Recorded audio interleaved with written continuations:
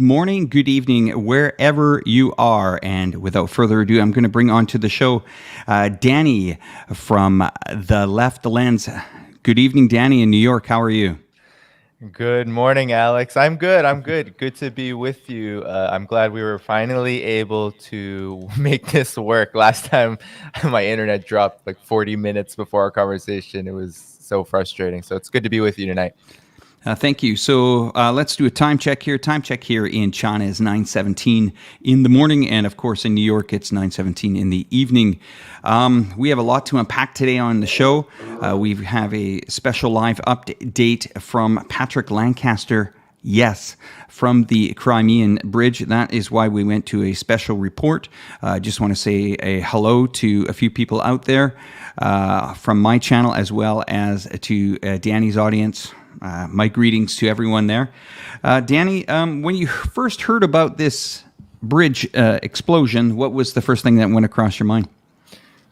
Well, it was obviously another escalation. And while we don't have the direct evidence yet, there has yet to be time, of course, for an investigation. I mean, we're within 24 hours of this incident. But immediately what came to mind was, well, we are just 1 month out from the Nord Stream pipeline attacks, which literally canceled those pipelines. It destroyed them. And so when I heard this, it seemed just so fitting given how things have developed in this special military operation, the conflict between Russia and Ukraine, and of course, the larger proxy war that NATO is fueling through Ukraine against Russia. And I mean, this isn't something, it's something that surprised me. I feel like this is kind of how I've viewed a lot of developments recently, is they surprise you in the moment, but when you think about all that has happened over the last 8 years, but even just in the last 7+ months, it isn't so surprising. Ukrainian officials in Kiev have been talking about this for a really long time. And of course, we're going to get video from Pattick Lancaster, who's been in Donbass for the duration of this period since before the coup in Ukraine, who can, of course, tell us more about what's happening on the ground. But this is nothing really new. This is something that Kiev has wanted. So while we don't have direct evidence of who's culpable, it's quite obvious who it serves. But one Right. thing that's interesting is we said immediately the reports were this bridge was destroyed. Now we're hearing that it's not so much destroyed as much as it is damaged, and that this attack may not have the kind of impact that maybe those who committed it may have hoped for. However, it still is significant, I think, because it does create a kind of a moral panic. It Right. creates a propaganda point. You see it all over Twitter right now. Ukraine's Twitter account, the official government account, many NATO affiliates, they're celebrating this, and the U.S. and NATO, despite all of their so-called commitment to anti-terrorism, have not condemned this at all.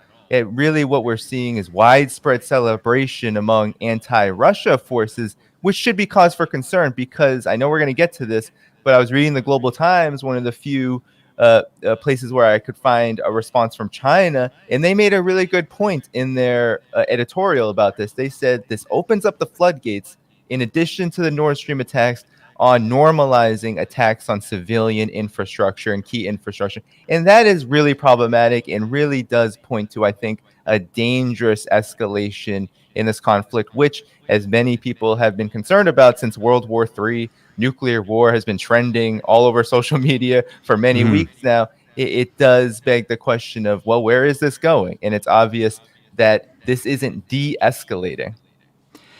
Yeah. Overnight, I've been unpacking a lot of detailed information coming from Pattick Lancaster, who is one of the most reliable sources, especially who is not a member of the Collective West. He is a crowdfunded freelance journalist. If you're not familiar with Pattick Lancaster's work, he has been in the Donbass area prior to the coup d'etat in the Ukraine in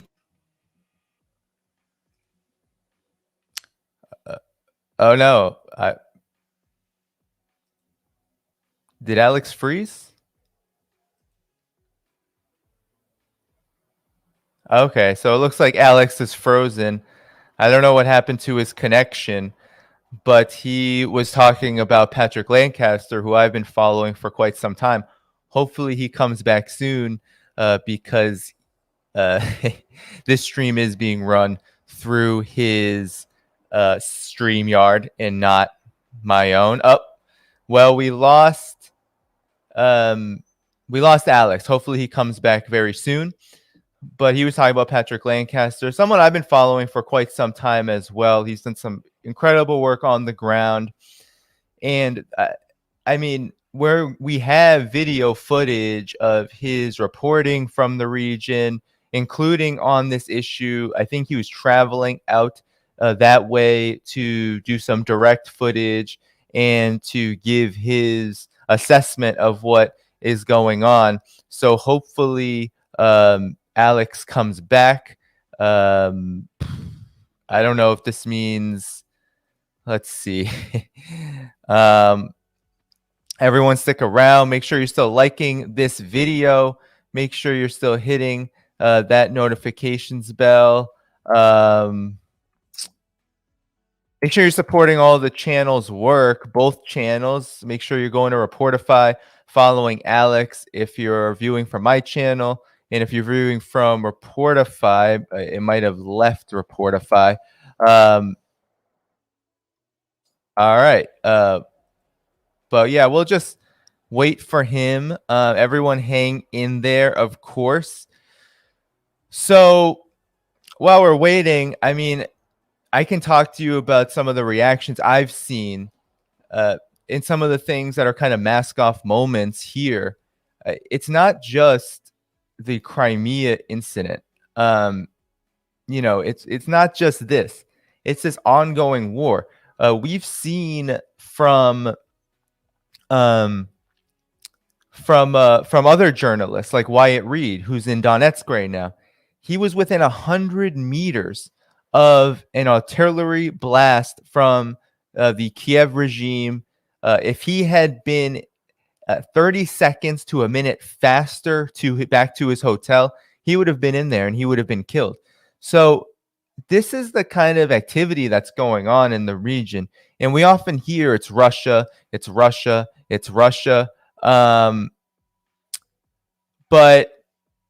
to be honest, we have to be, I think, just more objective about this. Russia indeed is engaged in a special military operation, but Russia is not targeting hotels with civilians in it, right? We've seen so many videos talking about Russia's bombing this, Russia's bombing that.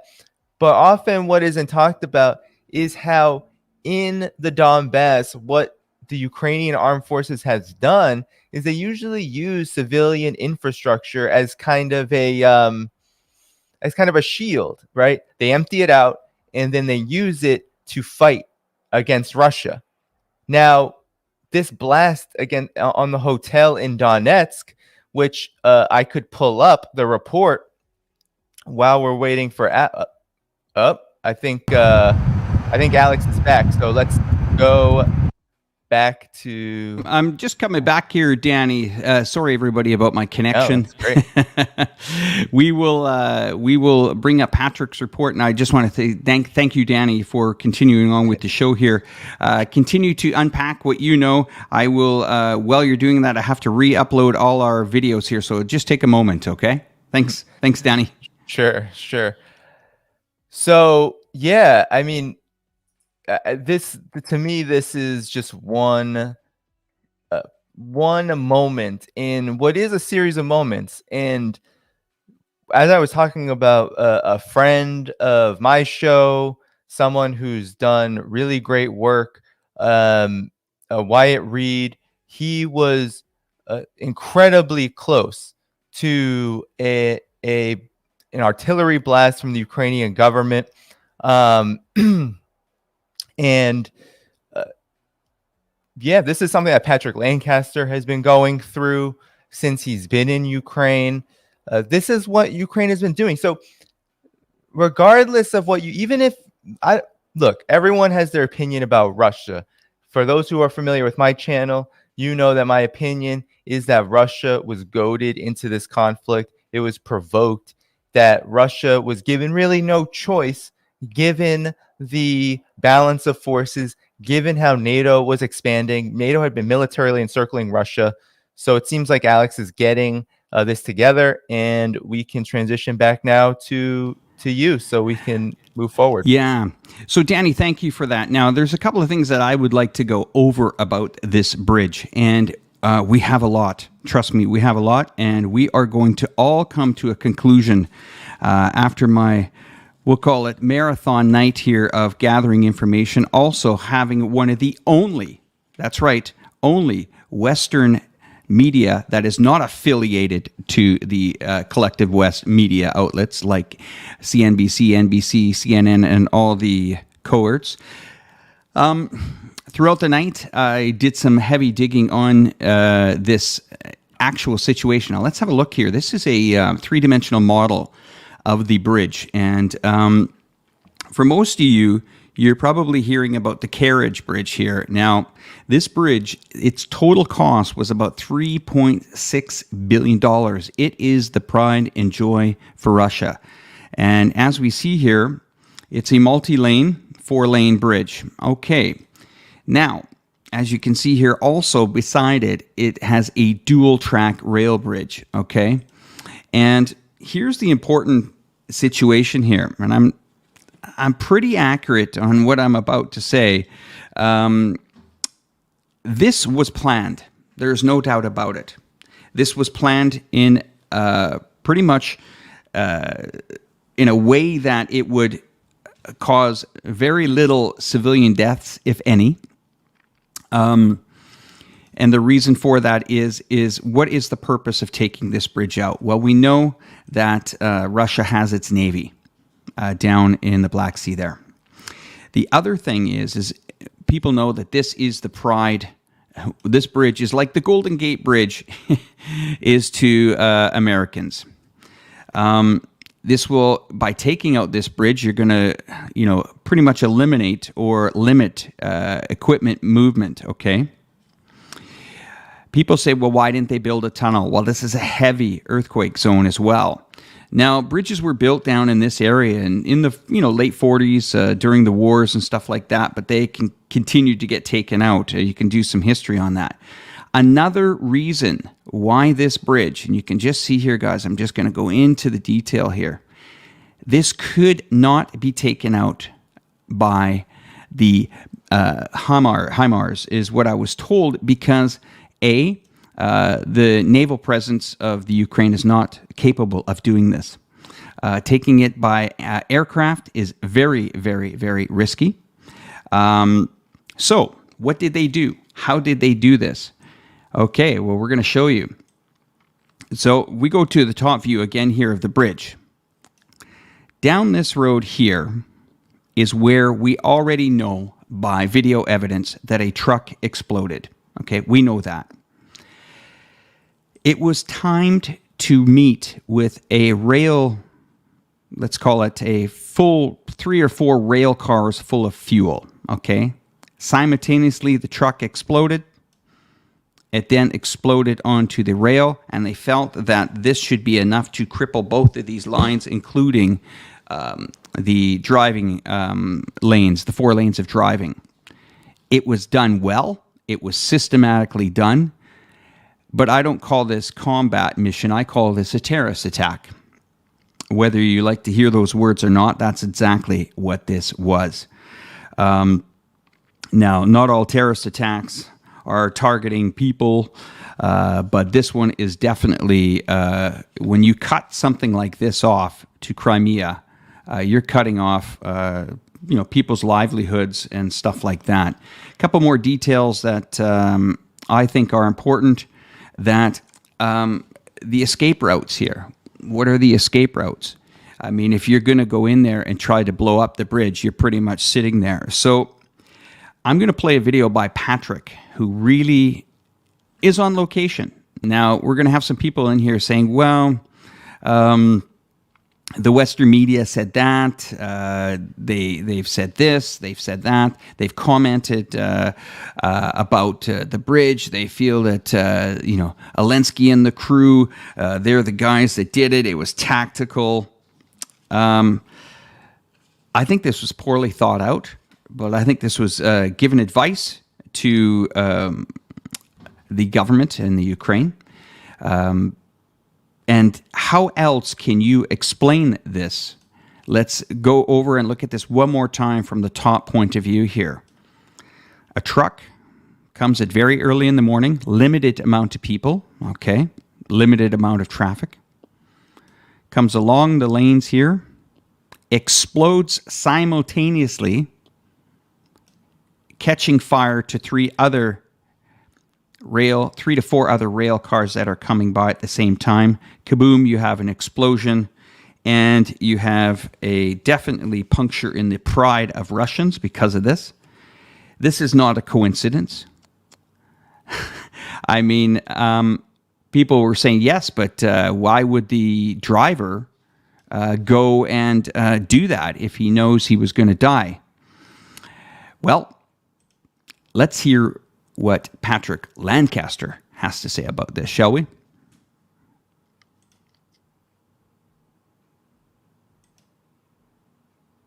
We'll just wait for the video to load up.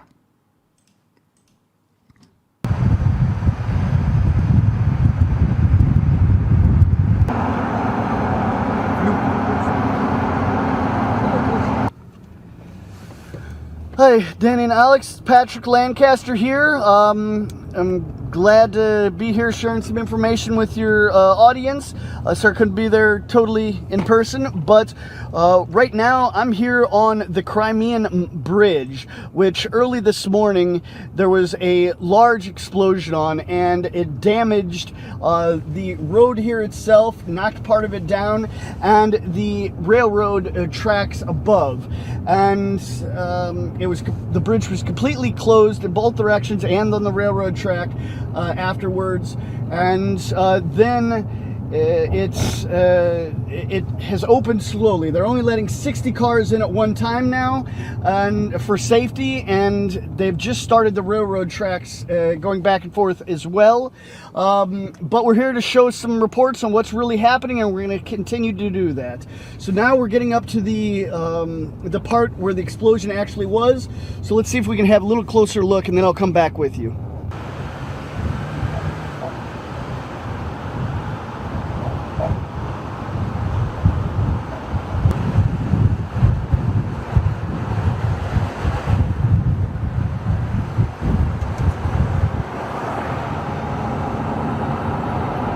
Okay, well, we can kind of see the area where the actual explosion was itself. We're just meters from the part of the bridge that fell into the sea here under this bridge. And now we've crossed the explosion area and moving on the side of actual Crimea itself, getting ready to enter into Crimea. Now this bridge, what a lot of people in the West don't understand, this is a pride of Russia. They take this attack very hard. This is the longest bridge that Russia has ever made. And it's really a prized thing to the people of Russia. And the people of Russia seem to be waiting on a reaction from the government because they look at this as a very big terrorist attack on their country. Even though there's a war going on, that's how many of the people, in my opinion so far, are seeing this action. Ukraine's taking responsibility for it, and it's also said, at first, when they were saying that this was a truck attack, a truck bombing, it seemed at first that it was a suicide bomber. But now it's looking like this is the driver of this truck was possibly tricked, not knowing he was carrying a bomb. And if that's the case, that's also a huge war crime by Ukrainian forces. So there's a lot of information coming in, and we're going to have my full reports coming out soon in the next day or so on the situation here. We're just arriving as you see. again, thanks for having me. And if anybody wants to see some of my reports, they can come find me on YouTube. Just search Pattick Lancaster. Also Twitter at PL News Today, and the same Pattick Lancaster on Telegram as well. And of course, I'm a totally independent crowd-funded journalist. That's why I'm able to do these reports, come to places where I feel that my viewers need to see, because I don't have to report to any director or editor or anything. So I'm just able to go to the places that I feel in my heart that the world isn't seeing fully. So that's why I'm here, and hopefully tomorrow will go well, and we can be able to get an in-depth report on the bridge and the damage to the bridge and whatever else we could find in the middle. So thanks again for having me, guys.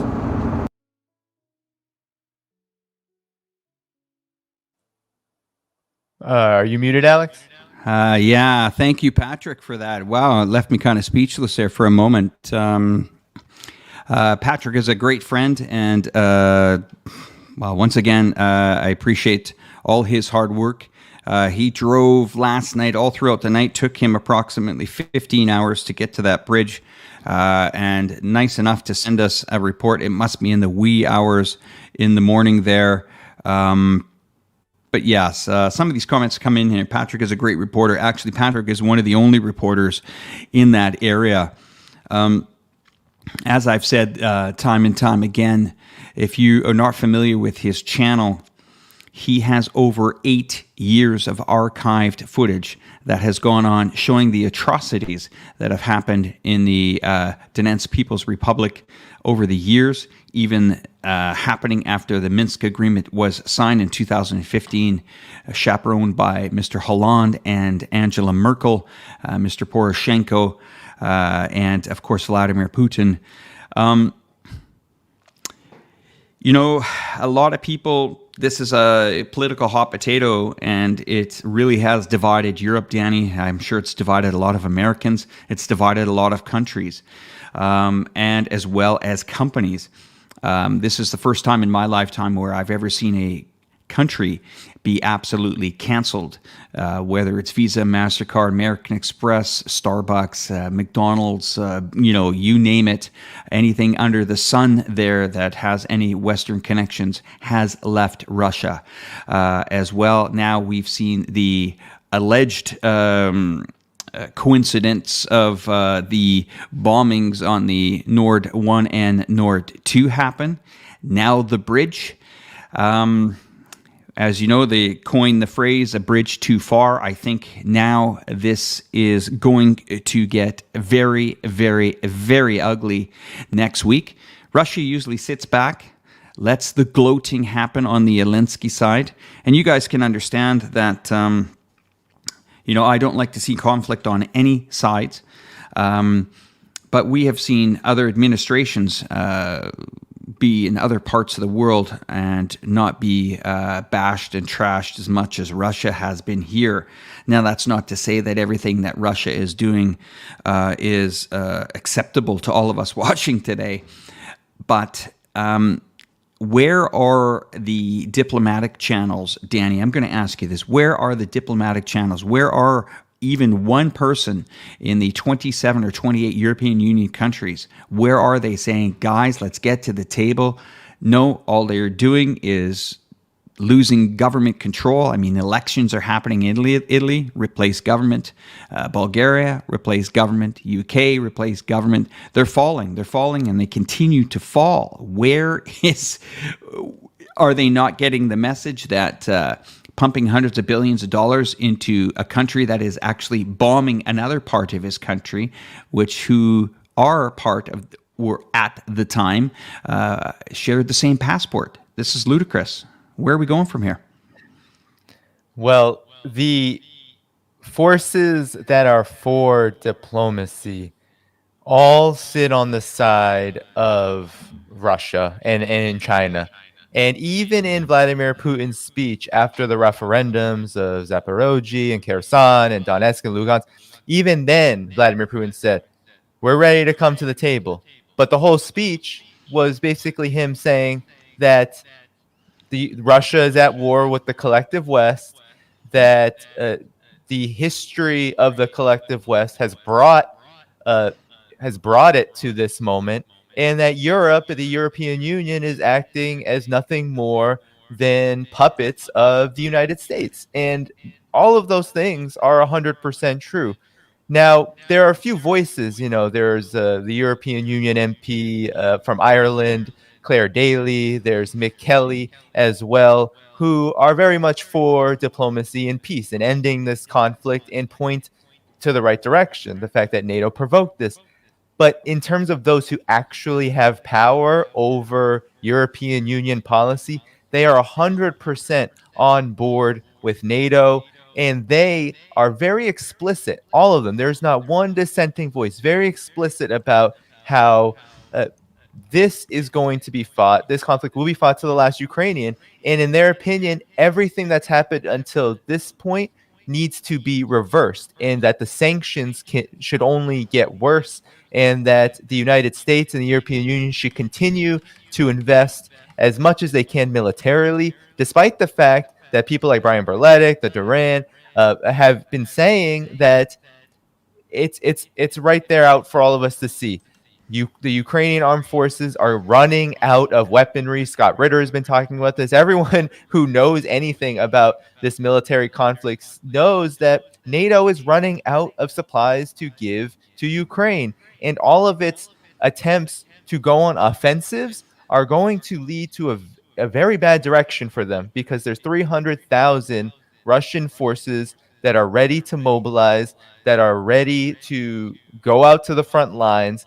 Once that artillery, once that military equipment has been exhausted, what are they going to do except be defeated? I mean, that's where this is going. And I think a lot of these coincidental attacks are part of keeping the propaganda war up, but also an attempt to try to demoralize Russia through the propaganda, but also through attempts to actually cripple the economic links between Europe and Russia. And I don't think it's going to work because, one, Russia has already made the decision that it needs to go its own way. And the European Union has no recourse. It can't go a different way. There is no different way. Whatever LNG that the United States is going to try to pump into the EU in an attempt to literally deindustrialize that whole continent, whatever it's going to pump, this fracked gas, it's not going to make up a fraction for many years to come. So it's a real disaster. And I think that's where this is heading. It's heading into a real disaster zone. And the blowback, we've only started to see the rudiments of this blowback. I think it's going to come really hard and really fast in the next 3 to 6 months or so. Yeah, you're seeing the orchestrated attack here on the bridge. I mean, that's very clear to me. That just doesn't happen out of a coincidence. Seeing the funding that has gone into this war, I see a lot of these people that are complaining. Here's a good one that I brought up here. He's saying the guy's begging our governments to negotiate. Yeah, I'm trying to beg them to negotiate because this is not going in the way that they wanted it to go. So instead of them continuing to pump in billions of dollars, letting your electrical prices skyrocket through your country, all we can do is get the bums to get down to a table and try to salvage something here, because it's not going to work. This wasn't going to work. Now, we see comments where people say, we thought that Russia was going to take the Ukraine in 3 days. Really? Well, I'm not sure where that came in the game plan. That might have been maybe a Western media game plan.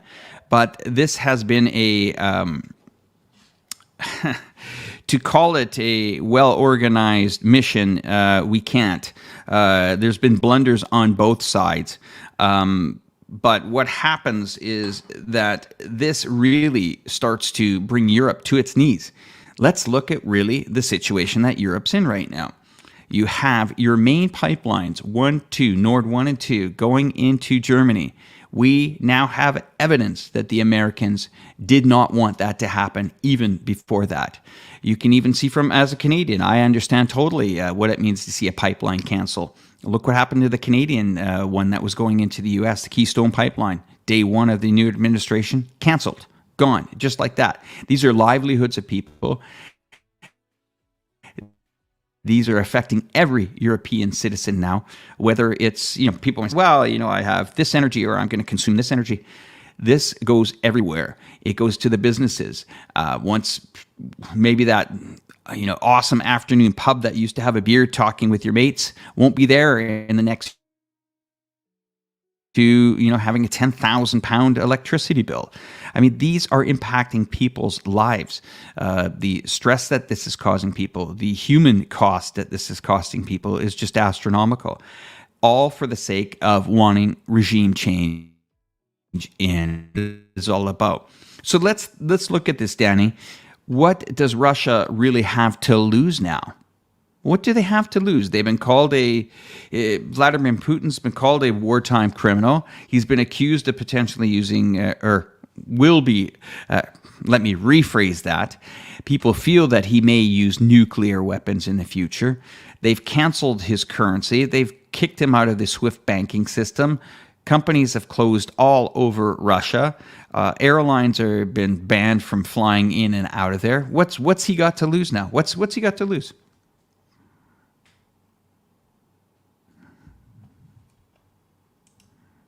Unmute, Dan. Sorry. That's okay. No problem. Sorry. That's no. You know what? Our viewers are saying that there's a slight echo on my side, but I'm not sure why it would be coming through. I don't know if there's some reason, if there's some connections with you. I just wanted to check that before I continue. Yeah, I'm gonna mute while you talk. We'll try that as well. Okay. Yeah. So, what does Vladimir Putin have to lose? I mean, at this point, right? It reminds me of there was an old left group in the United States, the Black Panther Party. They said if you put the Black Panther in a corner, right? All that a panther is trying to do is defend itself. But once it's in a corner, it's going to attack. And I think with Russia and Vladimir Putin in particular, there's nothing that Russia can do except go its own way. It has to go its own path. Russia has for years. I think not many people understand this. I think in the collective West, Americans, with all the propaganda about Russia, they don't understand that Vladimir Putin and the Russian government, the United Russia Party, has not been antagonistic to the West. It has tried year after year after year since the year 2001 to work with the West, to develop business relations with the West, to even coordinate in terms of defense and security, all of it. But at this point, I mean, we're talking about 8 years in now into a proxy war that has massively escalated over the last 7 months.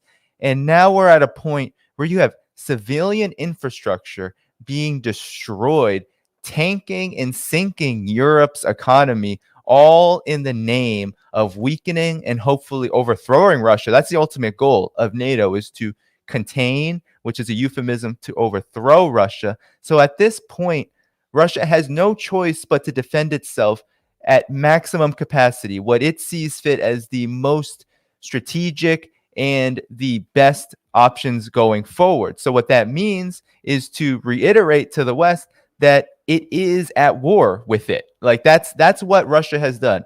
That's what Russia's defense ministry has said. That's what people like Dmitry Medvedev has said. That's why Vladimir Putin has said in his historic speech after the referendums.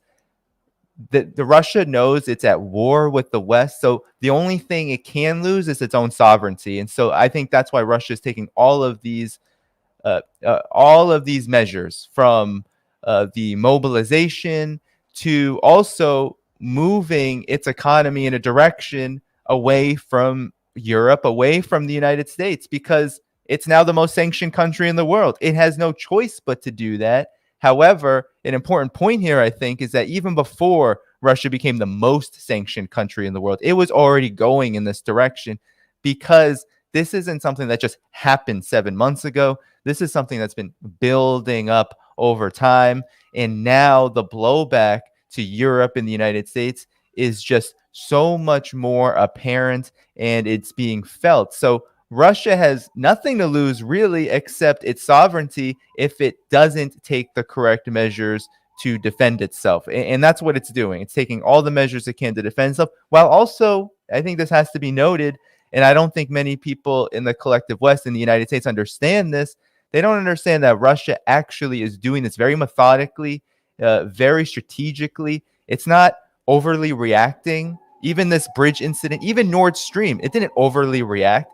Russia's government, Vladimir Putin, just stated the facts and stated what it believed was happening, and that an investigation would occur, and that this would mean that Russia would have to take even further measures to do exactly what had already been happening, which is to move forward in a more independent path. And I think on the one hand, while that it definitely has severe consequences for the world, it means that Russia is in this proxy war for the long haul. It also, I think, is illuminating and should teach us exactly what is happening, right? These moments need to be teaching moments to tell us that, yes, Russia and Vladimir Putin, they have nothing to lose, because it is us. It is the collective West. It is people in the United States. They need to understand where the problem really resides. And it resides with the Biden administration. It resides with the European Union, with NATO. Those are the forces that are pushing Vladimir Putin into a corner and making it so this conflict only becomes more and more dangerous. Yeah, Dan, here's a view of the bridge here. As we can see, it has now reopened. Just to let our viewers know, the bridge was reopened. They are also looking to, the latest report was to reinitiate train service within the next day or two here. These are early images coming out of Crimea. As you can see, the Crimean Bridge reopens for traffic after the explosion. Cars and buses have already started moving, and the railway part is expected to reopen later on Saturday. I guess that would be into the night. They estimate the damage to be between $3.2 to $8 million. The Russia's investigative committee said that the explosion of a truck on the bridge caused 7 fuel tanks of the train heading towards Crimea to ignite.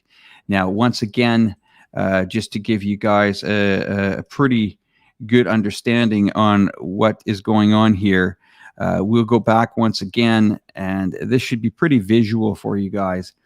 This is how this bridge is formed. You'll see the passenger lanes here. And we believe it was a truck in the inner lane exploded, and magically enough, there was 8. They're saying they're giving us an estimate. Let me read this one more time. The truck on the bridge caused 7. It was 7 fuel tanks of a train heading towards Crimea to ignite. Stuff like this just doesn't happen for a reason, and this is really going to. Here's my take on this. You're right, Danny, that people were predicting that this was going to be an all-in fast fight. Russia is going to be in 3 days, take it over. Let's be realistic here. They could take it in a day. We're talking about a country that has a massive nuclear arsenal, massive. As we've seen in the 40s, America has used it in a horrific bombings of Hiroshima and Nagasaki. That definitely was a tragic day in history. But don't underestimate Russia's defending its country. Now, what does this mean for the future moving forward? Is this bridge going to escalate things? I think what we're going to do is we're going to probably see, or they are going to do, is that we're going to probably see a focus now down in that very area there. It gives Russia a good reason to go in there and really ramp up the military. Of course, it's got its navy down there, sitting in the ports, but also I think that is a key part where to be honest with you, Danny, I think the government of Russia has slowly but surely said, listen, come to the negotiation table, sign this agreement. It's all or nothing for Zelensky. It will always be all or nothing for him. He feels that arming, and once again, I don't condone war, but I don't think it's great to take $100 billion of NATO and U.S. assets, funds, money, cash, artillery, and put it into 18, 19, 20-year-old young men who have zero experience and say, well, you got the best equipment. We'll fight till every last one of you are dead, I guess, which is really, you got to analyze the person that is giving these orders. Zelensky is the commander-in-chief in his country. You would think if you're losing territory or parts of those countries voted to leave in 2015. Here's the thing where I think a lot of people are missing it.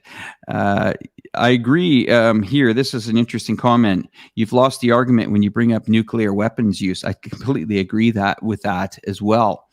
And it's the Western media that continues to be fascinated on the use or even misquoting Vladimir Putin about his wanting to use these weapons.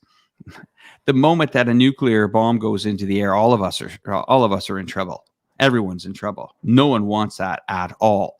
But when you continue to push Russia into a corner, it will continue to fight. They're not going to back down. They're going to continue to fight. Now, I want to add something else to this where it gets a little bit more complicated. People keep saying, well, why doesn't Russia just leave?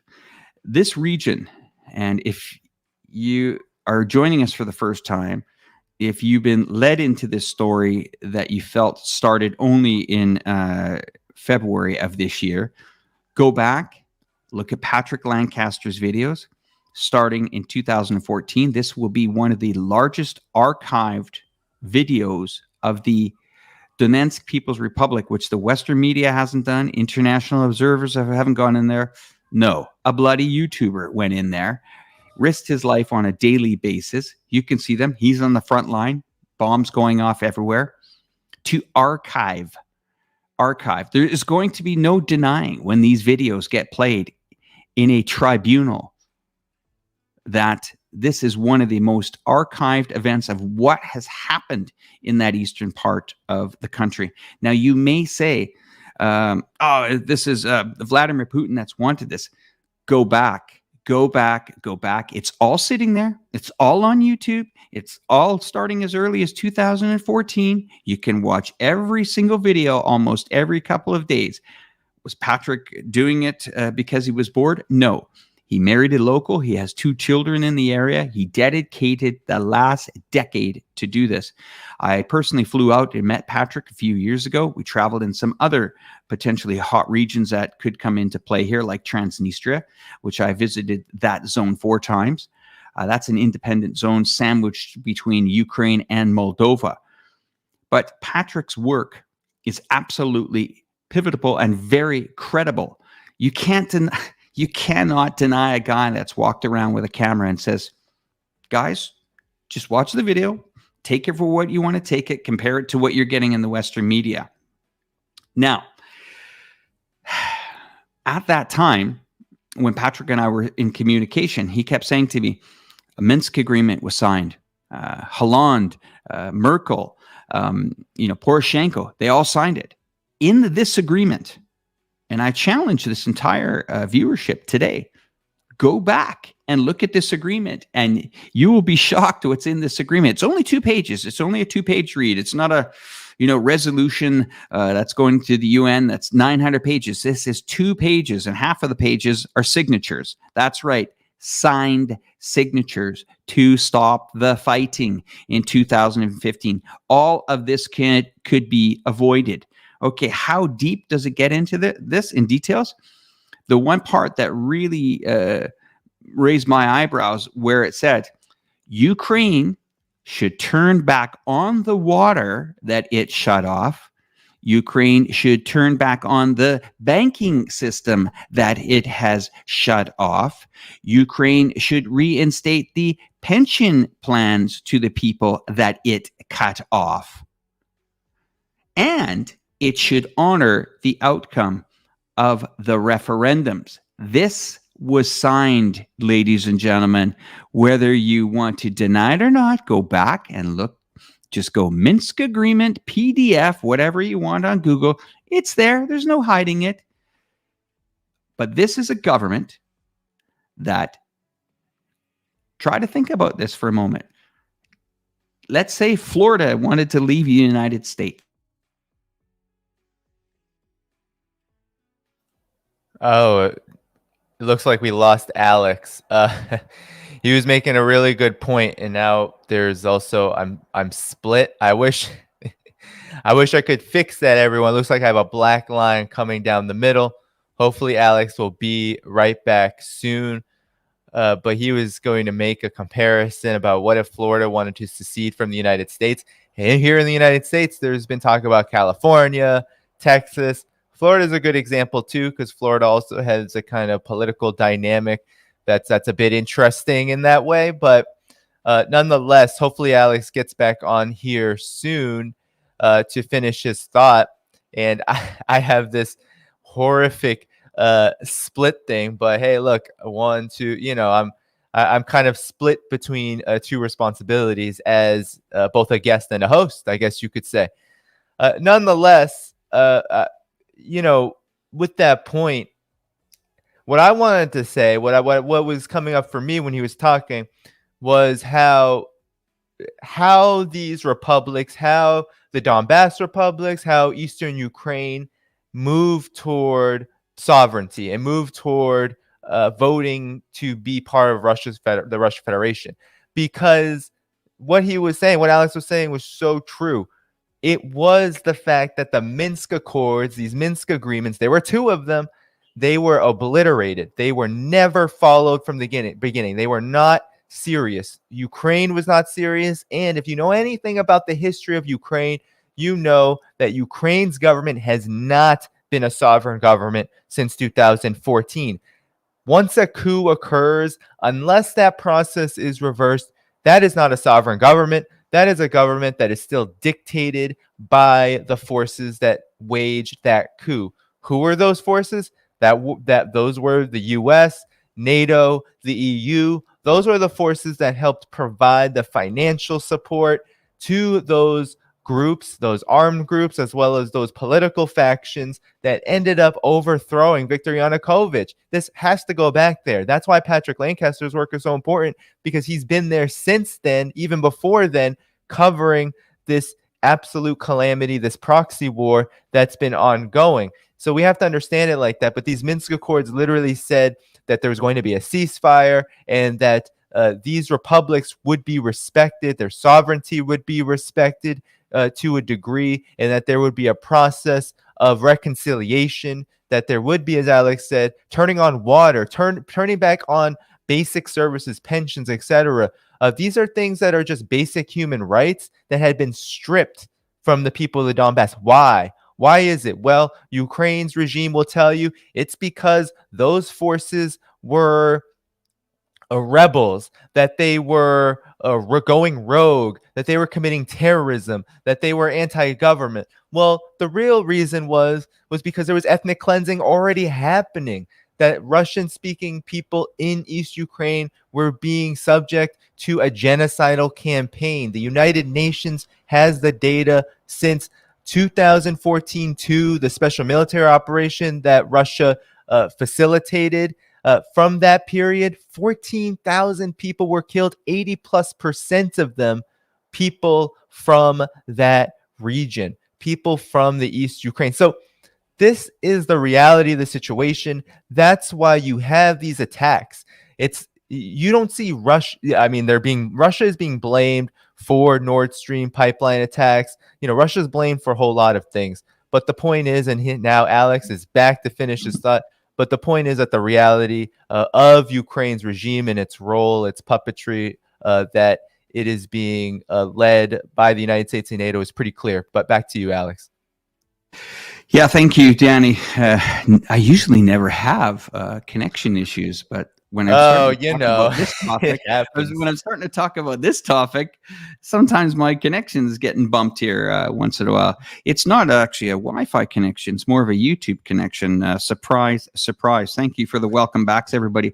Yes, this Minsk agreement is very clear, very detailed, very easy to read. I encourage everyone to read it, and then you will say, "Wait a minute." This is how we got here. This was negotiated. Even when Poroshenko left, Zelensky came in. Zelensky for 2 years said, "Oh well, it's in my best interest to make things happen."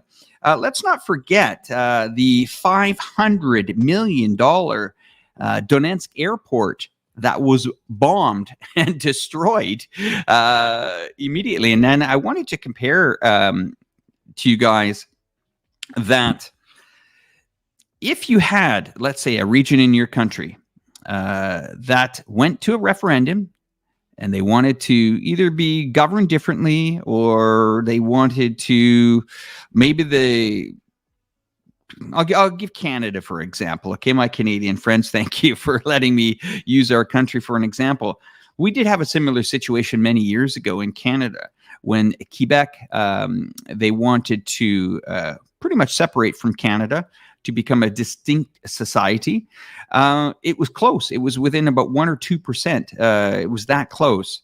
Now, imagine if that didn't go the way the government wanted it to go, or the people that are helping support or running the government by proxy. Would Canada use its own military on people in Quebec or the eastern part of Canada? Would they shut the water off? Would they shut the pensioners off? Would they shut the banking system down? Would they bomb people? Would they kill 14,000 people? War's not good. But that's as good as an example as I can give you. There is a vote. It's in an agreement there, everyone. You see it. It's in paper. It's signed. Hollande signed it. Merkel signed it. There's no denying. Why do you think Macron was the first guy to trying to get everybody to sit at the table, even though he's failed because his puppet masters told him differently? But this agreement was very clear. And the clearest example I can give you is the Canadian Army using a military on itself, not happening. Now, this is a very good side-by-side comparison. I'm not sure how well you are on Canadian history, Danny, but if the eastern part, or we'll call it the Quebec area of Canada, the French-speaking, right? If Canadian military went wild in that area, who would the French-speaking Canadians get for their ally to support them? Who would it be?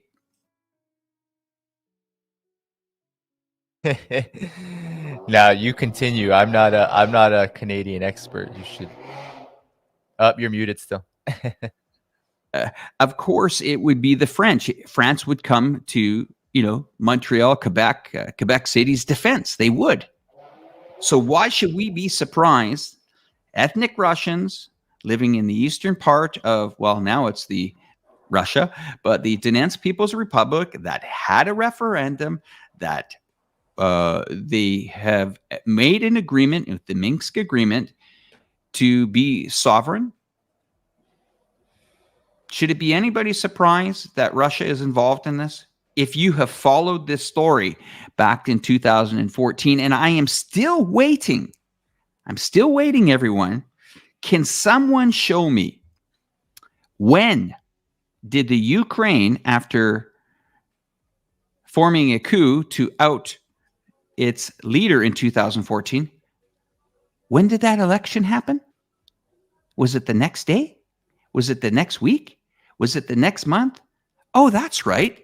There was no an election. There was a person put in by the Western governments. There was no election. All I remember is Russian language was pretty much stripped from the country following a couple weeks after that. But that's right. No election. You're being told your language cannot be spoken. And people are surprised Russia's involved here.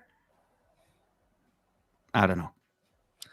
Well, the Ukraine Twitter folks and all the forces of the collective West that are so invested in this proxy war on Russia will tell us, well, there was an election in 2019, and Mr. Zelensky, this guy was elected in. It's democracy now. Everything has changed.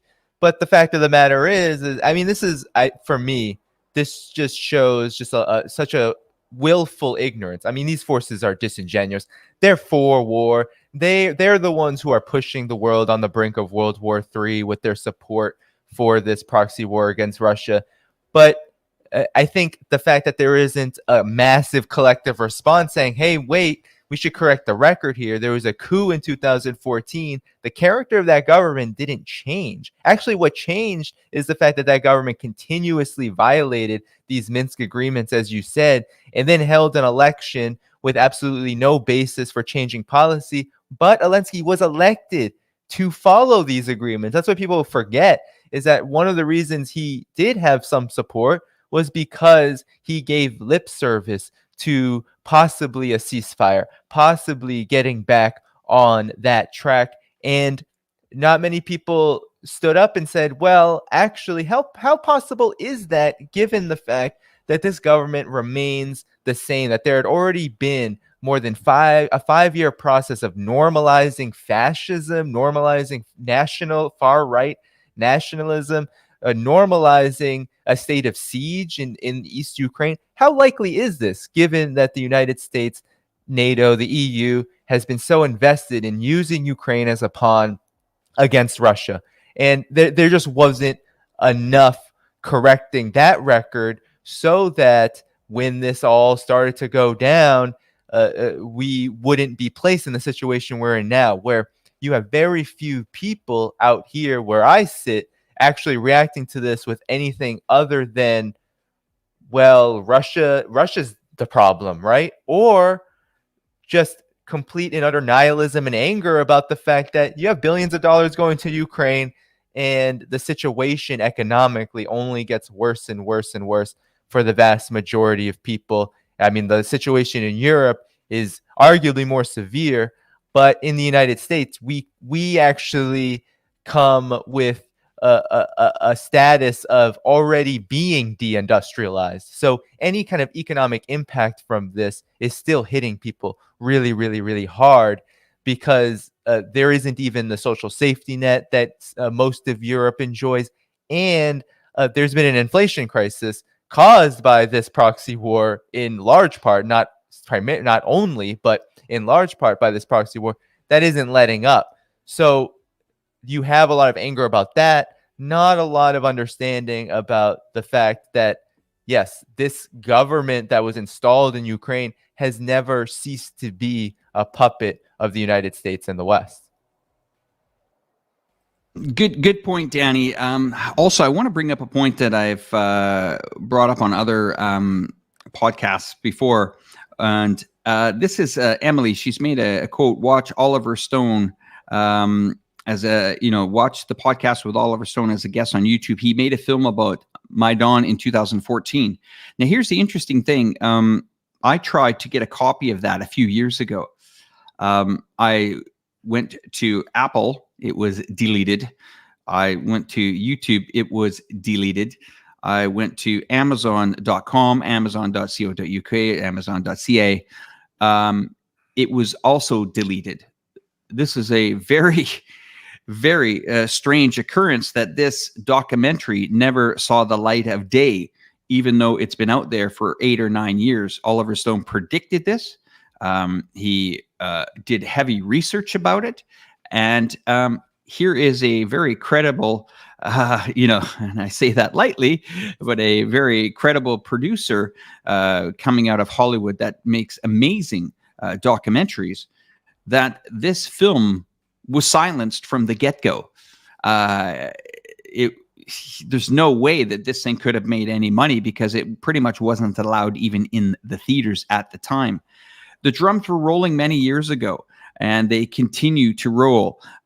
Here's another interesting comment here. Yep, no more Russians can speak their own language now because we no longer like it. Oh, and by the way, we're suspending your pensions now. Have a nice day. Peace. Yeah, I mean, I didn't form these opinions based off of Western media. I formed these opinions on having friends that live in the region, friends that report in the region, and absolutely being completely, really to the point where a lot of the Western media now, you just know what's coming out of them. You know it's orchestrated. You know what tomorrow is going. There's going to be a whole new story about this tomorrow. The Russians did it, or something. And when it gets jammed down the throat so much that people are just, really. I mean, Danny. How is it? I know in China here, people are concerned about the situation. They're worried about it.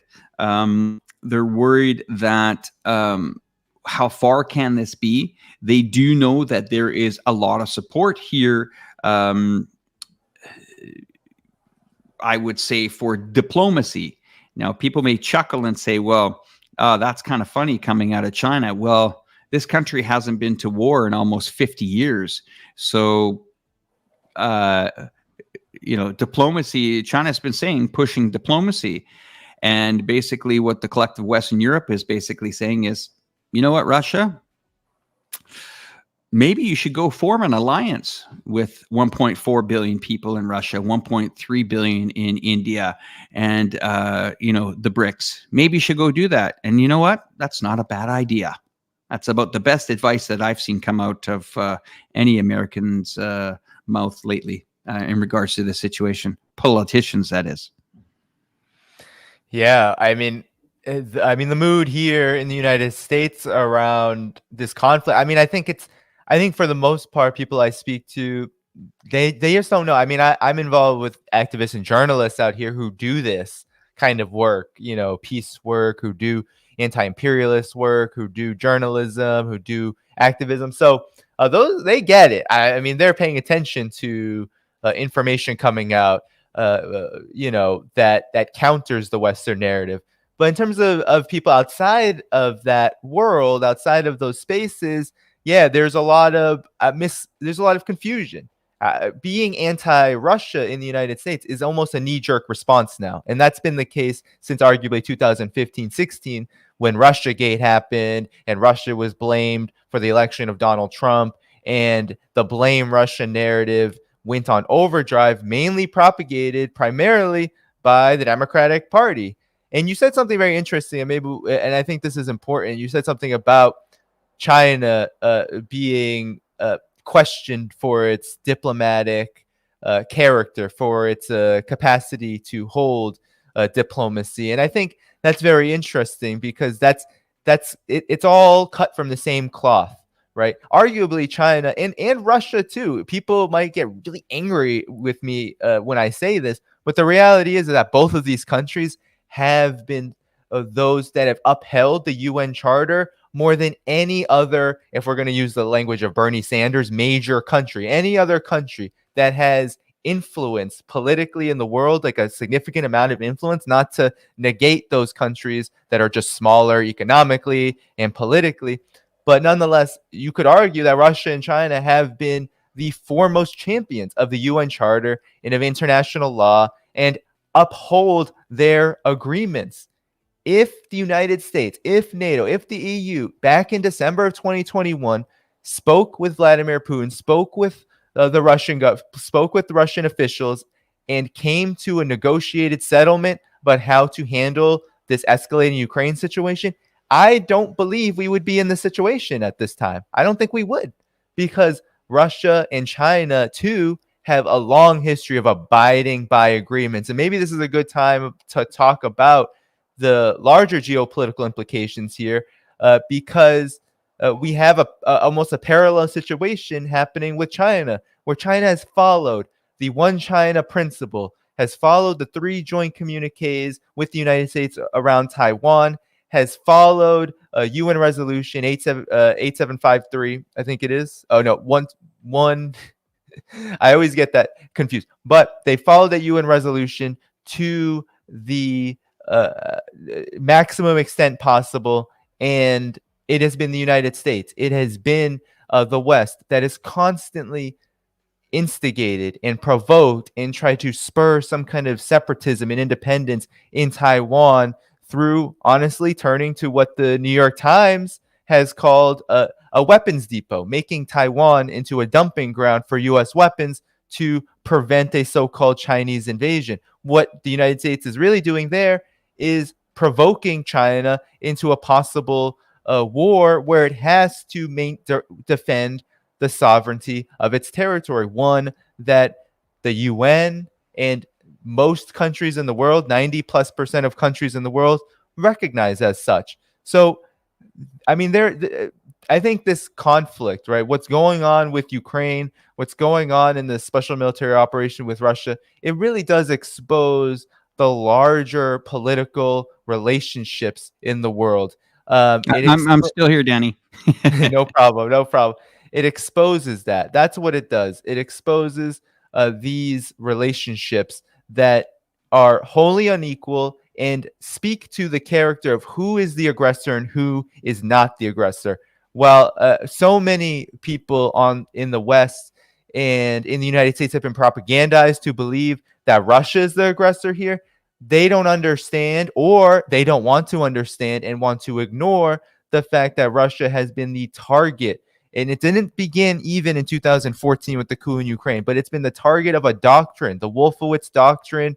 This was back in the early 90s after the Soviet Union fell, where Paul Wolfowitz, as part of the U.S. political military establishment, wrote up a document saying Russia needs to be further balkanized and that this would be a model for the rest of the world, that the entire world, wherever there was sovereignty that was in place or being fought for, whether it's China, whether it's anywhere in the Arab world, in the Muslim world, or anywhere in South America, anywhere in Africa, that this would be the model. Divide and conquer to the fullest extent possible, because that's how you get U.S. corporations, U.S. monopolies, U.S. military hardware, military contractors. That's how you get them a solid market base to exploit these countries. And that's exactly what's happening with Ukraine, and that's what's happening around the world. It's really is a reflection of the broader geopolitical reality.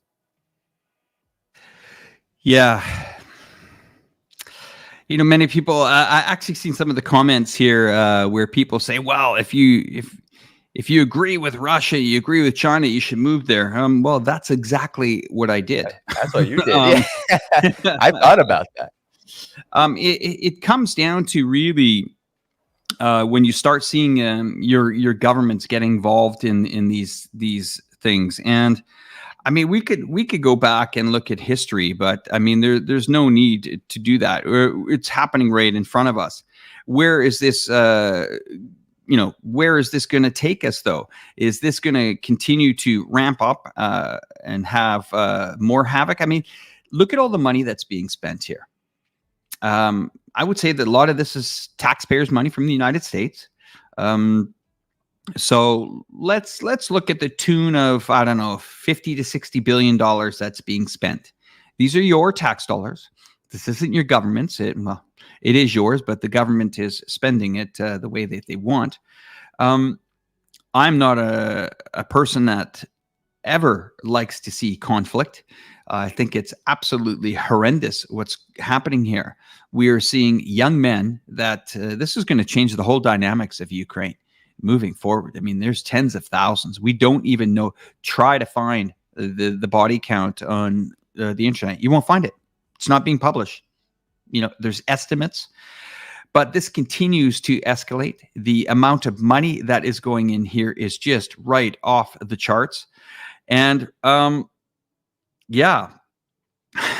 when you think about it, how much more money is going to be dumped in here? There's infrastructure in people's own country that needs to be fixed. I mean, there needs to be safe drinking water in certain states of the United States of America.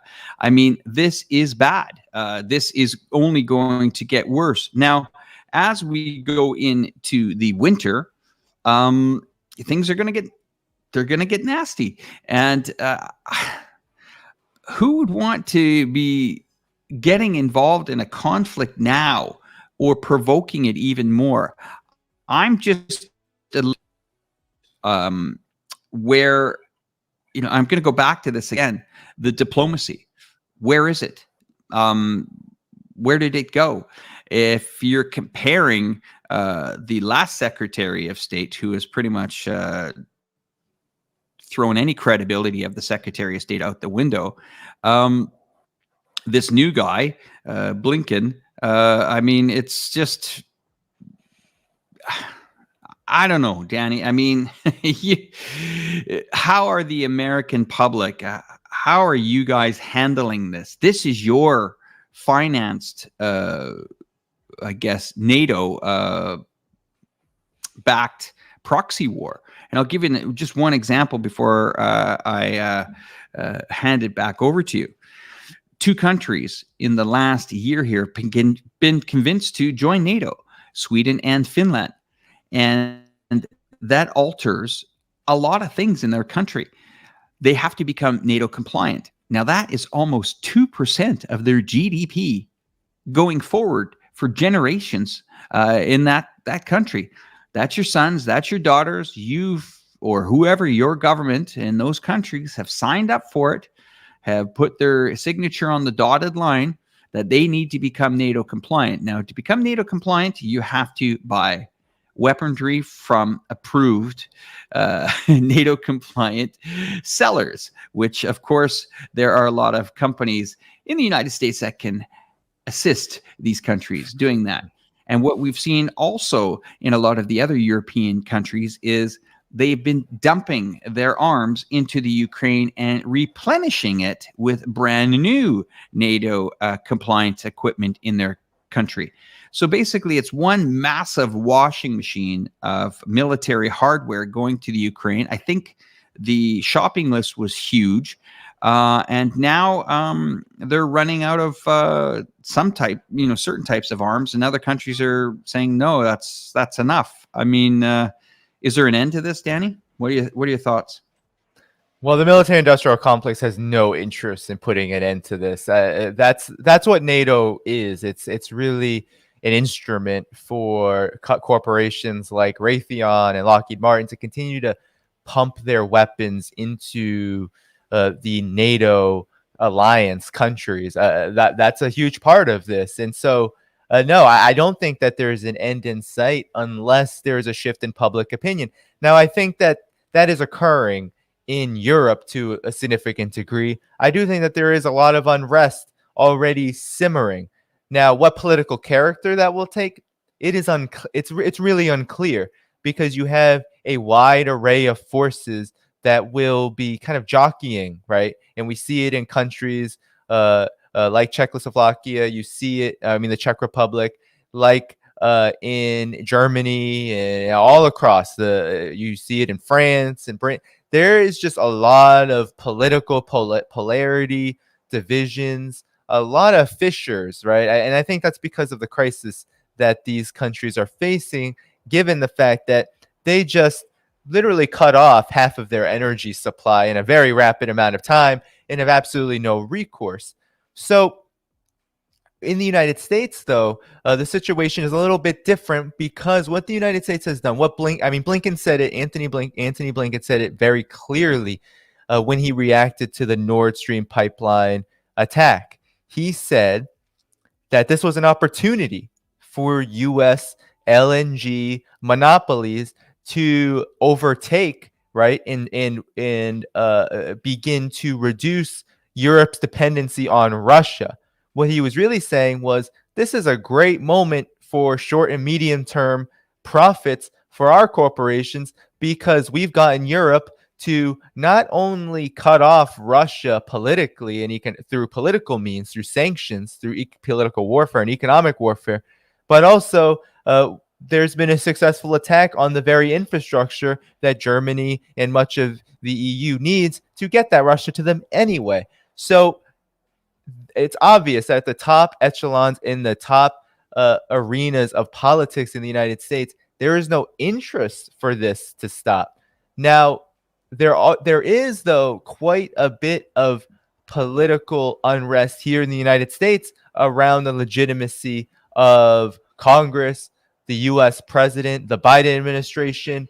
The Biden administration is hoping that by tanking Europe, by essentially sinking Europe's economy, deindustrializing, placing Europe into a permanent state of austerity, right, transforming its economy almost to like an American-made basket case that reflects the U.S. economy, which is its own kind of basket case, doesn't really have industry, mostly banking sector, mostly service sector, very low wage, very unstable. Inflation is rampant now.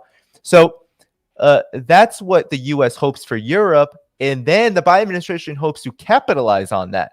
The United States' dollar has never been stronger, in part because it has tore apart the euro, which was really supported by the United States in the early goings of the European Union as a way to basically begin this process, integrate Europe, only to chop it up again. That was a big part of the U.S.'s support for the European Union. Now it's supporting its unraveling, because that is what is going to help the United States achieve what it views, no matter what party you're on, Democrat, Republican. This is the goal. The goal is to achieve the final objective of a military strategy, which is to weaken Russia and, by extension, China. Because a lot of people aren't talking about this, but a lot of everything that the U.S. military does, that the United States' political class does, all of it, if it's directed toward Russia, it's also directed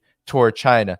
Those two countries are viewed together primarily, principally. There's no difference in the strategy. They're both seen as equal weight. And so a lot of this is about how to capitalize off of Europe's misery so that the legitimacy of the United States can be bolstered in this larger Cold War. It really is a Cold War, and it's moving very fast into hot war territory. This is what all of these escalations really point to.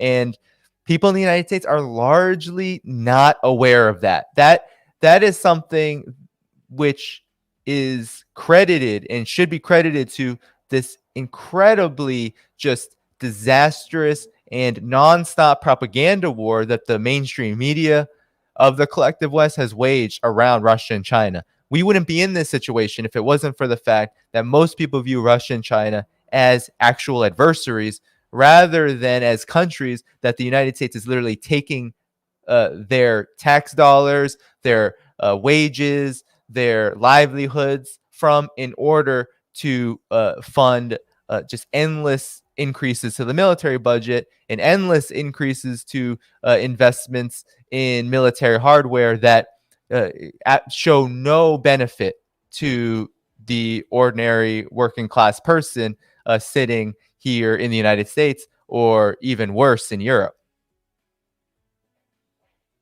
I have a comment on the screen here that talks about the Huawei executive Meng Wanzhou. Actually, I did a very, very detailed 4-part series on that, and actually had a Canadian lawyer do a live stream on that very topic. I know very well what my Canadian government has got involved in, and we are a member of NATO. I know very vividly, after traveling through most ex-Yugoslavian countries, on the damage that NATO can do, especially in Yugoslavia under a 78-day aerial bombardment that completely ripped that country to shreds. And for NATO to do a U-turn, go out of the country, and not give one single dollar back into rebuilding that country. We were told all throughout our airwaves that, I think we can say that if there was fake news now, some of it, not all of it, but some of it back in the early days, obviously led many countries into NATO-led wars on not so factual information. I don't even need to get into what that means. There's an important date coming up here, and I think everybody needs to circle it on your calendar. If you can, take a moment to highlight October 16th. This is a very, very important date. This is the Communist Party of China's top leaders are expected to propose the party hold its 20th National Congress on the 16th in Beijing. For all of you that are not aware of that, that is a massive day for China. That is the 5-year plan. You might say, well, how does that affect me? It affects the world. We are talking about one of the largest economies in the world here that is coming up with a 5-year plan, which they always do. And let's talk about this for a second, Danny. What do you think are some topics that are going to be important for the government here to talk about? I know you've got a few, so let's hear it from you. Oh, well, number one on the list, it will definitely be, I mean, I can't predict how the Communist Party of China will be going into this, but it's quite clear that the instability of the world economy will be the number one top priority because it informs everything else, right? China has a lot of goals that are still in motion, right? After the achievement, this massive achievement of eradicating extreme poverty in November 2020, they set out on a new objective of common prosperity.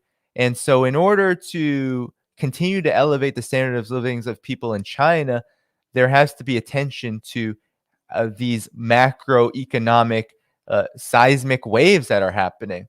I mean, just think about this. The RMB, all foreign currency reserves, all foreign currencies except for the US dollar, and ironically, the Russian currency. I'm just blanking on its name, but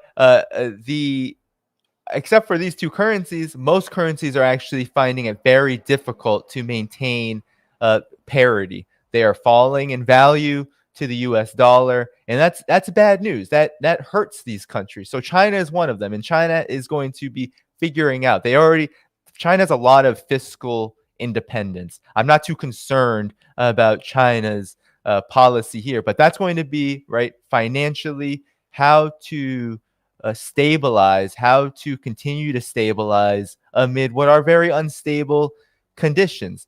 So that will be, I think, top priority because it informs everything else. It informs how China is going to continue to respond and react to COVID-19, how it's going to maintain this objective of common prosperity, how it is going to tackle the continued differences between the rural areas in China and the urban areas, how it's going to tackle the ongoing environmental situation in China and around the world, how it's going to think about its global role, because China has been doing a lot of that, right? It's been doing a lot of not just reflection, but putting into place real plans for integration like the Belt and Road Initiative. It's a leader in the Shanghai Cooperation Organization. So how China interacts with the rest of the world and how it tackles all of these problems, economic, political, in terms of corruption, because that's going to be a continued focus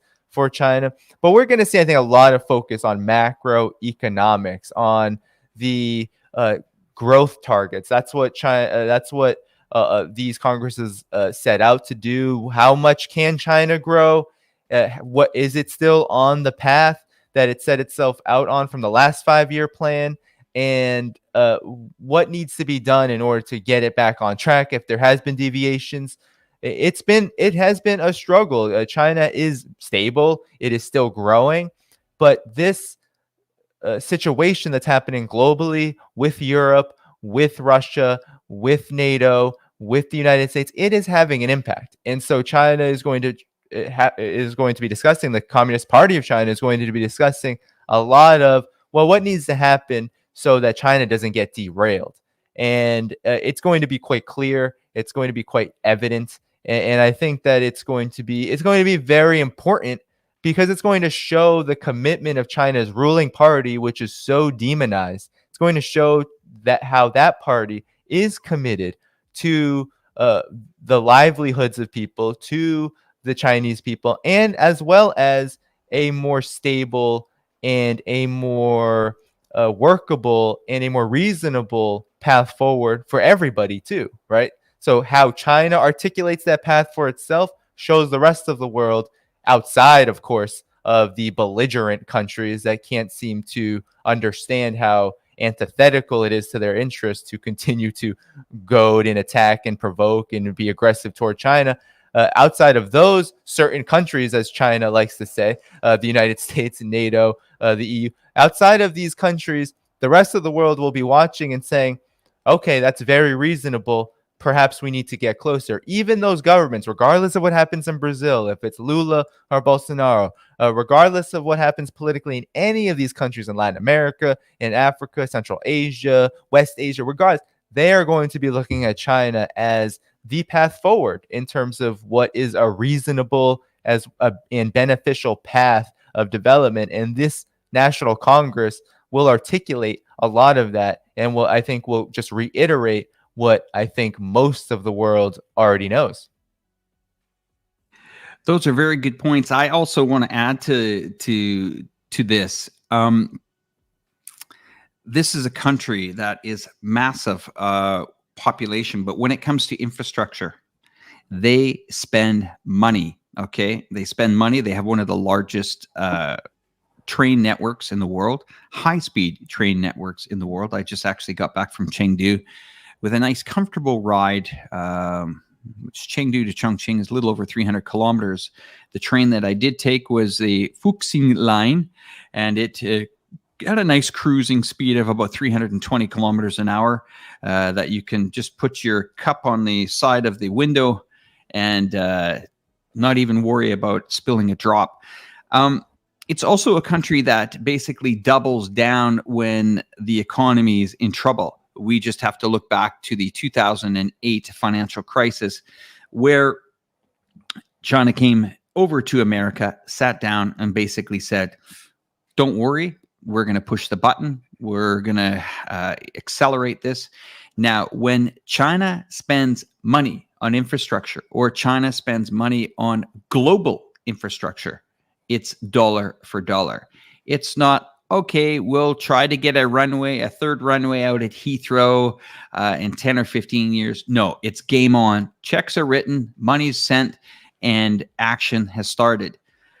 This is a crucial meeting for the entire world. It's going to project what the Chinese are going to spend on their infrastructure. Not only that, but also on the Belt Road Initiative and all the other logistical trading lines that China has. They have many routes. They even have train routes going from here, Chongqing, China, where I am based, all the way to Germany. Okay, they've invested in that. It's an investment for, we'll call it, a lot of lithium products are shipped by rail. Whether they're laptops, whether they're for cars, whether they're, whatever these batteries are used for, but putting them on airplanes is not a safe thing to do. So China invested in these rail lines that actually start in Southwest China and end in parts of Germany. The logistical STC, I believe it's something like that, but they have branches now where they've invested in Laos, in the railway systems in Laos. It's moving on down to Thailand eventually, the Singapore connection, as well as the connection that they have on their coast as well in Shanghai.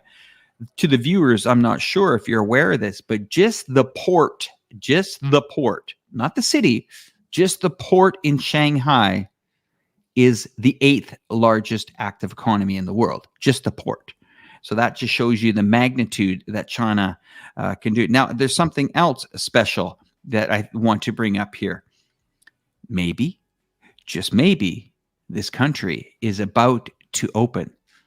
Now, you may feel your countries are fully open. The world's not open until China's open. And you will feel China open, trust me. And I think that's good news. If you run a hotel in Southeast Asia, for example, 90% of the tourism has been wiped out in Myanmar. Of course, for their issues that are going on there. But Vietnam, Cambodia, Malaysia, Thailand, these countries, once China opens, the tourism market will skyrocket. More deals will be negotiated at a Canton Fair that will finally reopen after being closed many years. Hong Kong, the financial hub of Asia, will try to regain its crown again over Singapore. You can imagine the amount of capital that's going to be put into a company. Sorry, I call it a company, but it is a country. But it's run like a company. I mean, capitalism here in China, it's the middle name, and it really, you can feel that people are getting ready. We're almost there. Of course, we're going to hear people saying, yes, but they have a draconian COVID measures. Now, let me give you an example. Here's a mobile phone. You download an application. It's not difficult. Okay, it's not difficult. Once you've downloaded that application, it connects you to the medical system, we'll call it here, just to make it easier for you guys to understand this. Now, people will say, oh, yeah, but it's privacy. It's privacy. I don't want to give up my privacy. Guys, I mean, Edward Snowden is a resident of Russia now. I mean, come on, let's be honest here. I mean, Edward Snowden has basically said, yeah, your guys' privacy is out the window a long time ago, so don't worry about it. And if you don't think Google knows that you're in a shopping mall buying a hamburger, they do. Okay, they do. Google knows everything. They ping your phone hundreds of times a day. Anyway, why this app is effective is it's used to travel around the country quite conveniently. So if you go to another country or company or pardon me, another province here in China, you quickly just show the phone, scan your code. They say, okay, great. You come out of a train station, they might give you a free NAT test as you're leaving. And then a few hours later, your phone shows a nice green arrow. That means you're healthy, and that's it. That's it. There's nothing more to it. Now, if there's an outbreak in an area, they're going to say, wait a minute, everybody stop the musical chairs. Hold on for a minute. If you live in this district or that block, free testing again. And if we have to shut down a certain area, we will try to make sure that everybody is taken care of. Of course, mistakes happen.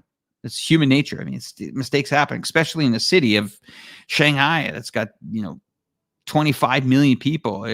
Mistakes happen. They're going to happen. They're going to happen everywhere. They'll happen in bloody Toronto, Canada. It doesn't matter when you're trying to do things. But at the bottom line here is that people keep saying it cannot be sustained. They can't continue with these measures. They're going to.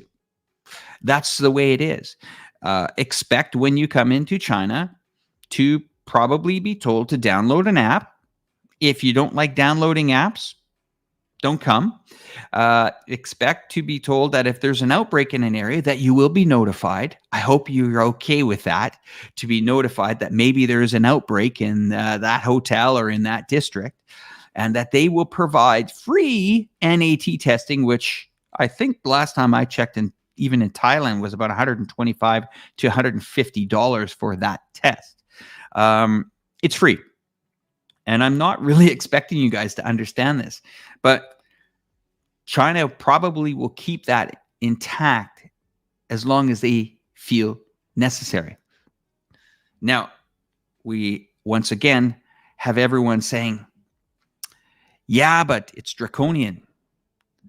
186 countries are giving China advice on how to run mass testing and have applications that work.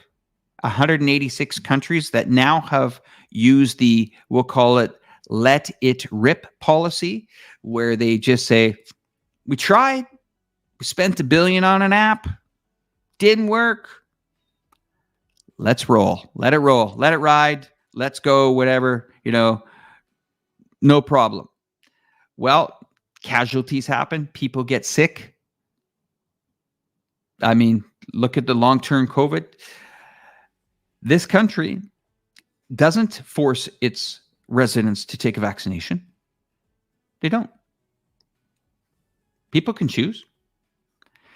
What they do say is if you have someone that is elderly, that does have maybe an issue with breathing or a condition, a long-term health condition of respiratory effects, whether it's COPD, whether it's asthma, it might be in your best interest to take that 80, 85-year-old grandma or grandpa to get vaccinated.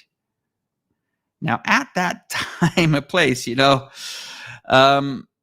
might be in people's best interest to do that, but they never force people to get vaccinated. I know people here that are not vaccinated, and they say that they don't want to, or some say, yeah, they want to be vaccinated, but it's a choice. But there's one thing for certain that I have never really been concerned about since I arrived in this country. Sorry, gotta get that out of my mind there. Is that I'm not concerned about catching COVID here.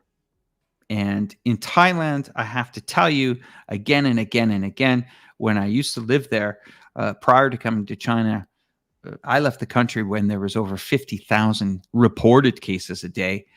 And with pretty much in the foreseeable future for Thailand, there was no real organized vaccination policy. As well as I visited my embassy in Thailand while I was there, and they basically just said, "You're on your own. You're on your own." So, yeah, it's pretty crazy. Danny, China is probably going to be writing some pretty big checks here coming up in the next week here. Predictions on when you think that the doors are going to open here? Well, I've heard conflicting things. I've heard that that there's no real date in the future, but that it's soon. I've heard that from sources. People have said, "Hey, maybe you can come here soon." Like that. There is that kind of thought process, meaning that I think that there will be. Probably what I would expect is this is how China is. China is all. We were talking about the 20th National Congress, the 5-year plans. China is all about planning. I mean, it is a planned economy. Even if there are elements of capitalism in it, it isn't the anarchy of the market. China doesn't allow big businesses just do whatever they want. It's China allows for the market to thrive under the direction of the state, with the acknowledgement that this is a project of the Chinese people and for China as a whole, not just some profits for some executive somewhere sitting in a boardroom.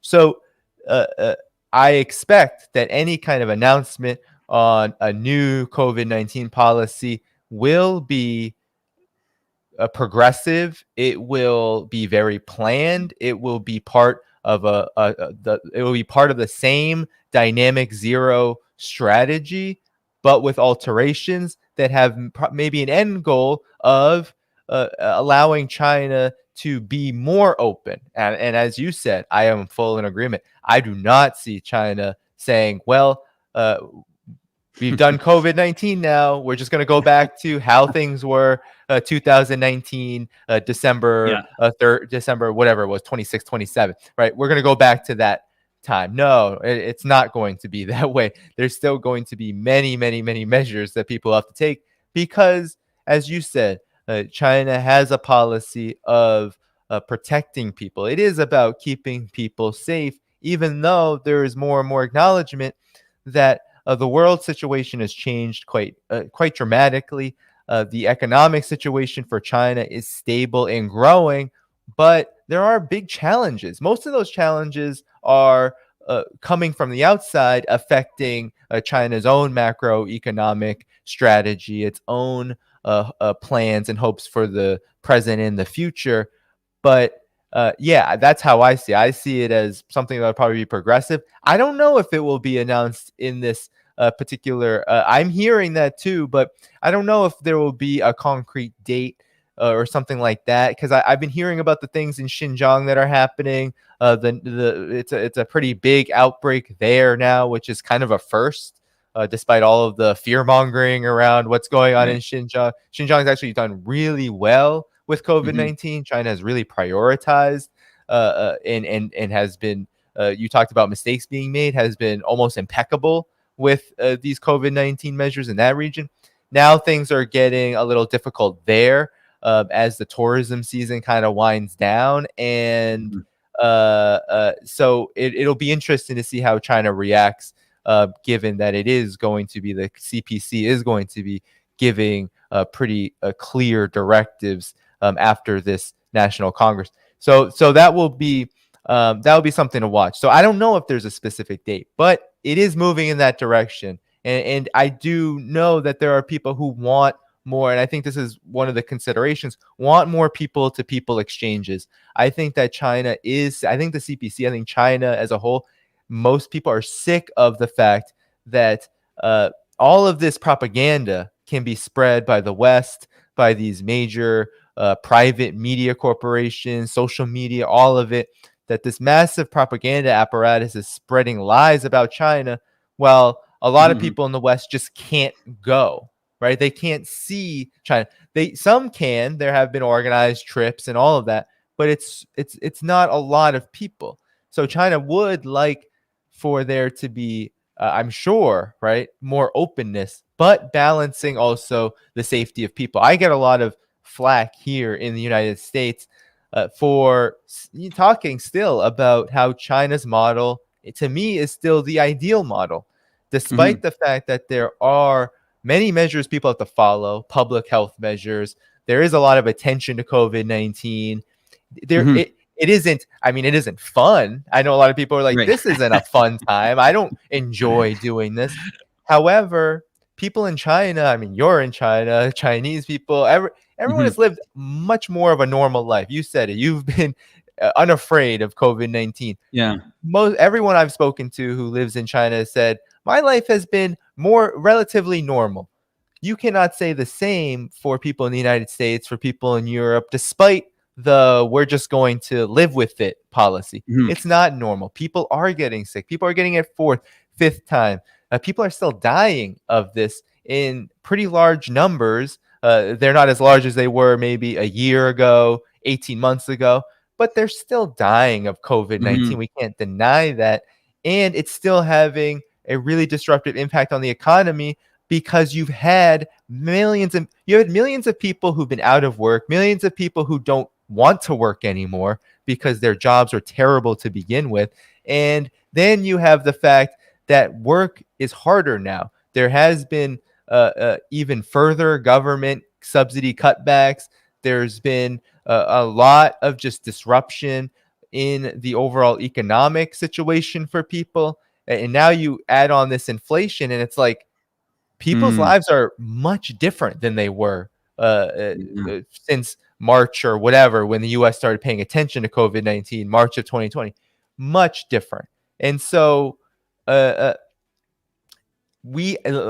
life is so much more different. Really, like you don't feel like you're protected here. You just feel like you've got to live with it. And if you get it, you hope for the best. You hope it's a mild case. That's the attitude.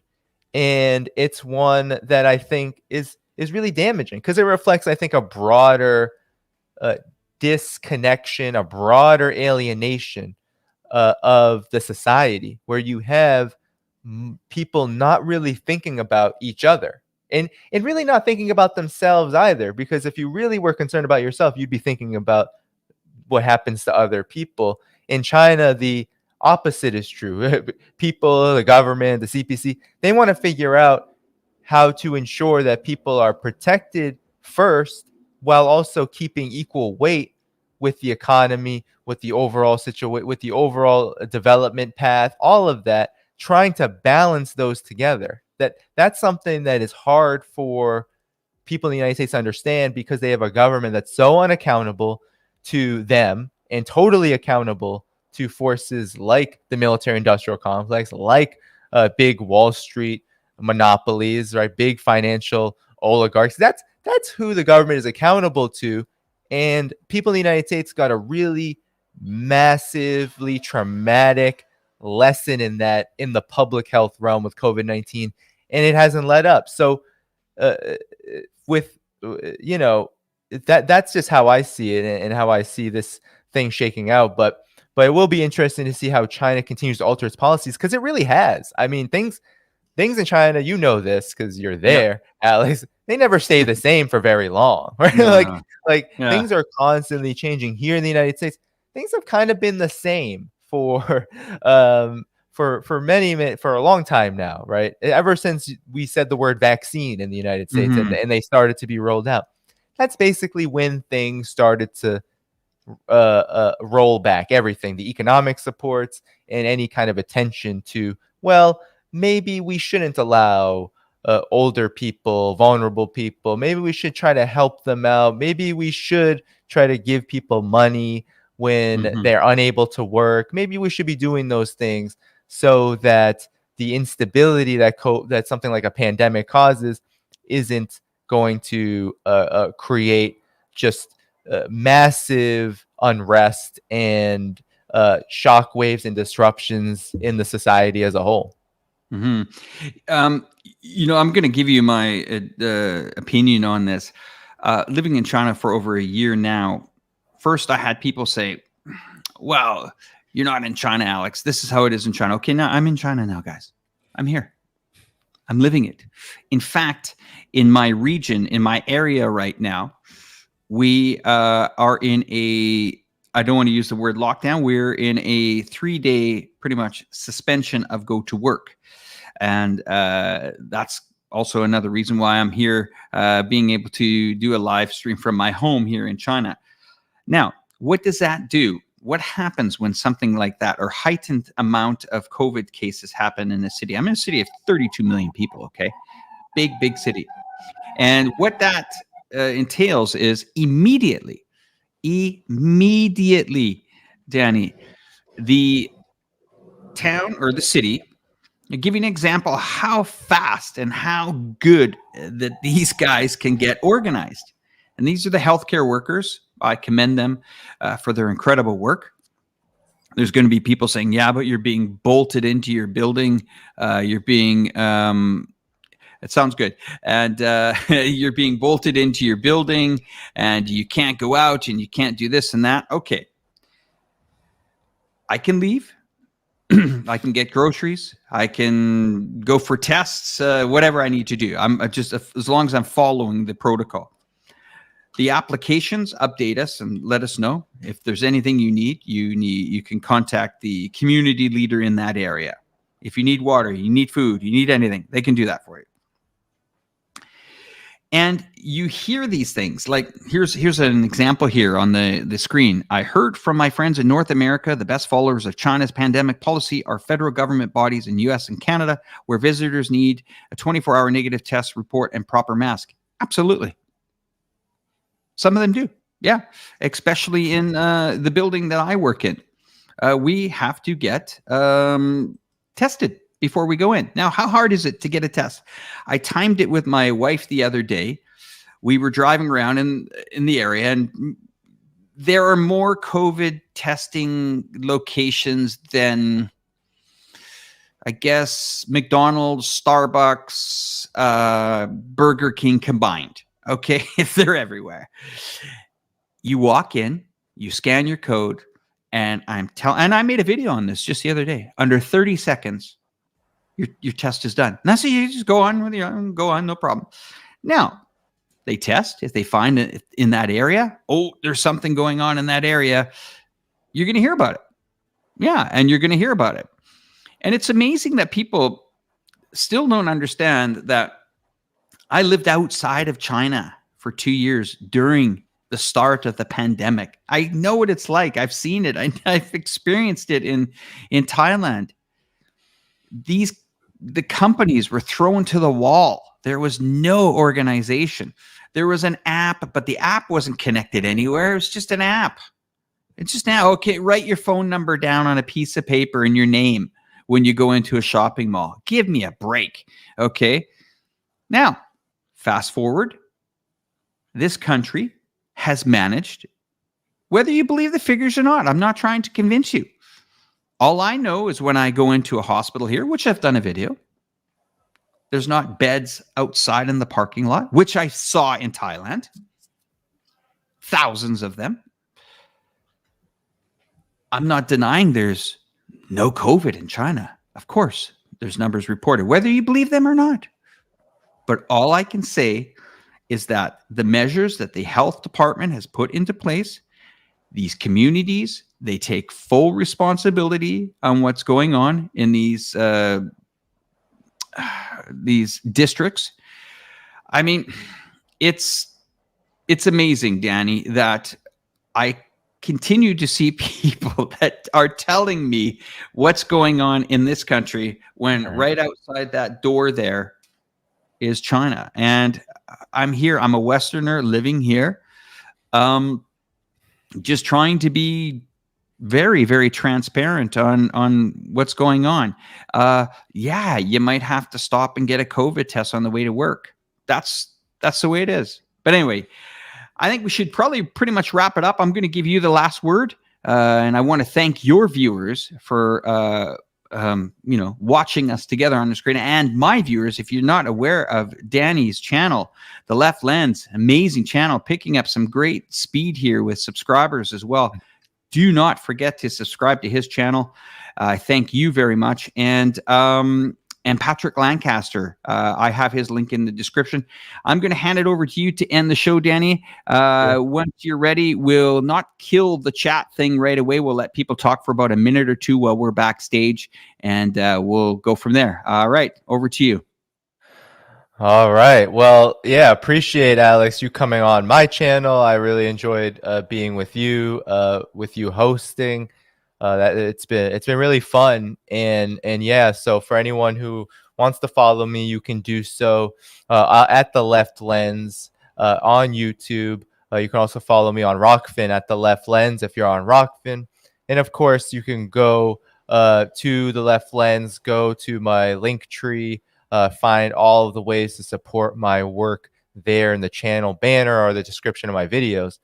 But, I think the conversation about COVID-19, it's one that we're probably going to be having for years to come. To me, this is a real a mask off, for lack of a better pun, a real mask off moment for the United States and for the West. Just in a different realm to foreign policy, for example, although there are a lot of foreign policy implications to COVID-19 too. The point is that the United States and the West, the collective West, both. I mean, honestly, when I say the United States and the collective West, I should just be saying the United States, because at this point, the West has no sovereignty, has no self-determination. It is an extension of the United States, and we're going to see that play out economically, especially in the months to come. But when it comes to this order, this Western so-called civilizational order, I think what we're seeing is that its foundations were always shaky, that it was always based on massive inequality, massive prejudice, racism, massive warmongering, foreign policy, just aggression and empire building. And all of that has come home to roost. Malcolm X said it in the 1960s when John F. Kennedy was assassinated. He said that the chickens have come to roost. Now in 2022, those chickens have exploded. They're not just roosting, they are now pecking away at the foundations of the United States and the West. These foundations of parasitism and just oligarchy and unmitigated, unrestrained capitalism, and it is causing massive suffering and endless wars and endless austerity. And that is what COVID-19 has exposed. That is what the Ukraine crisis has exposed. That is what we are witnessing, and a better world is not possible until more and more people understand that and start to do something about it.